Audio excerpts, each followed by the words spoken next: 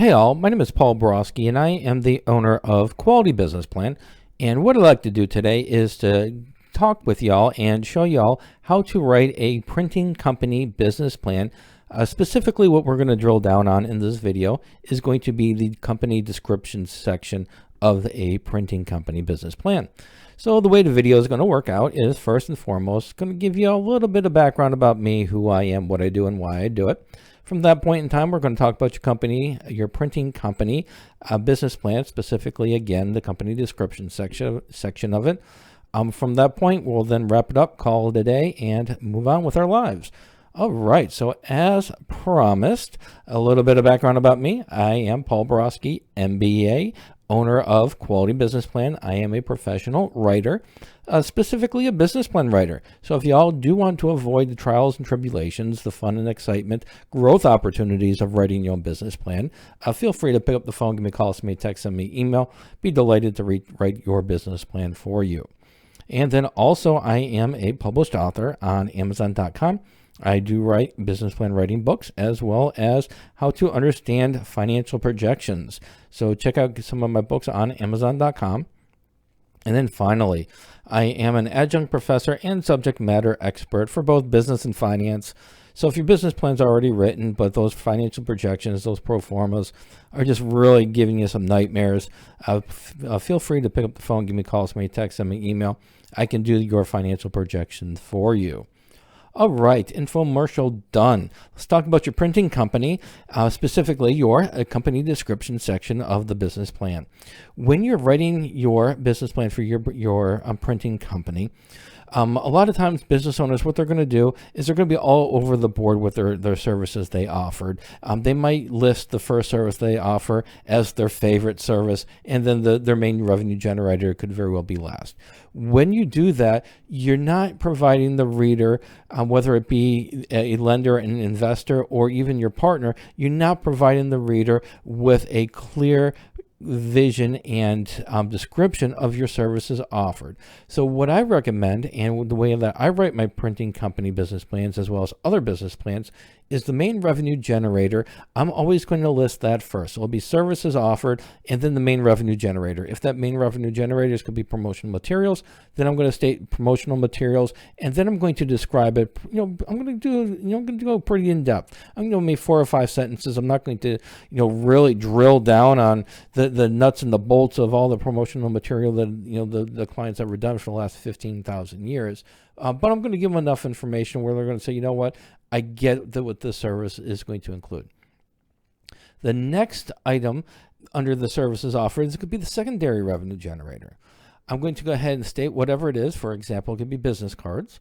And then I'm going to go ahead and offer some more details about the business cards, but it's not going to be as much details as the main revenue generator. And I'm going to follow that same structure for the third service. So our third revenue generator might be shirts. And then I'll provide even less details about shirts. When you follow that structure, the reader is going to know what your main revenue generator is going to be or is, and what you do. And then they're going to understand, the hierarchy of revenues generated as compared to your services offered. Also, in your company description section, if you've got some specialties that you do better than everybody else in the area, a competitive advantage or a differentiating factor, make sure to list that under specialties. So you'll list your services offered, the main ones, and list them in the structure I discussed.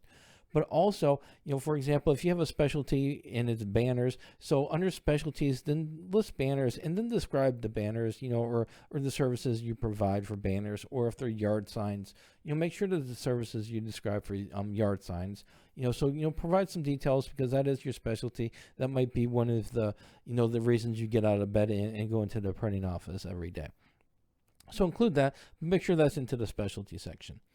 Also, when you're writing your company description section, make sure to include industry statistics, even though they might not be the best industry statistics in the world. For example, in the printing services industry in the U.S. for the last 12 months, revenues generated was $2.4 billion. Historical growth rate over the last 5 years annually is a negative 8.4%. Also, revenue's projected growth rate for the next 5 years is a negative 2.9% annually. Now, these might not seem like the best industry statistics to use. However, they are public knowledge, and if you don't acknowledge those statistics in your business plan, then the reader is going to think that you're covering up and you're trying to avoid something. Make sure to tackle it head on, and also when you do that, show that you are differentiating your services. And just because this might be a trend in the industry, that is not a factor. That's not how your company is going to be growing in the future. So tackle the industry statistics head on, and just put in some compensating factors for it. But when you include those statistics, you're going to get just in general, you're going to get a benefit of showing that this document as a whole, the business plan, it's a factual document. Here's what the facts are. Here's where I'm getting this information. Here's the in-text citations. Here's the footnotes. You're adding credibility to the document. So when the reader finishes it, they're going to say, you know what, this is a credible document, and they can make an informed decision based on that, instead of saying, you know what, I don't know if any of this stuff is true or not. And so they're not even looking at your business. They're trying to figure out if this is a factual business plan or not. Tackle that again head on and put those industry statistics in there. Also, when you include those industry statistics, you're showing that you're an industry expert. You've done the research. Yes, you know how to manage a print shop. Yes, you've been in the business for 20 years. But now what you're showing is that you're a CEO understanding of the print shop. You understand the industry. You understand the growth. You understand the trends. And you can go ahead and you can accomplish those objectives simply by putting in your business plan statistics.